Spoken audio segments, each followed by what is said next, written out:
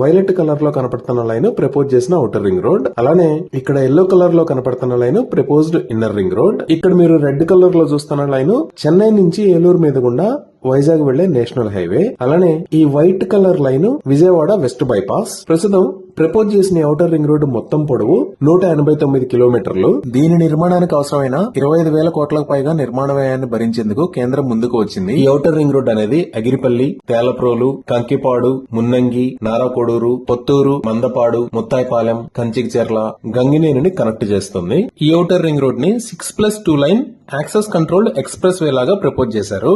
దీని నిర్మాణాన్ని 3 భాగాలుగా అలానే 11 ప్యాకేజీలుగా విభజించారు. మొదటి భాగం కంచికిచెర్ల దగ్గర నుంచి పొత్తూరు దాకా 63 కిలోమీటర్లు. దీనికోసం కృష్ణానది పైన 3 కిలోమీటర్ల పొడవైన వంతెనను కూడా నిర్మించాల్సి వస్తుంది. రెండవ భాగం పొత్తూరు దగ్గర నుంచి పొట్టిపాడు దాకా 65 కిలోమీటర్లు. దీనికోసం కూడా కృష్ణానది పైన ఒక వంతెన నిర్మించాల్సి వస్తుంది. ఈ వంతెన పొడవు 4.8 కిలోమీటర్లు. మూడో భాగం పొట్టిపాడు దగ్గర నుంచి కంచికిచెర్ల దాకా 53 కిలోమీటర్లు. దీనికోసం కొండూరుకు సమీపంలో ఒక టన్నెల్ ని నిర్మించాల్సి వస్తుంది. ఈ టన్నెల్ పొడవు 4.4 కిలోమీటర్లు.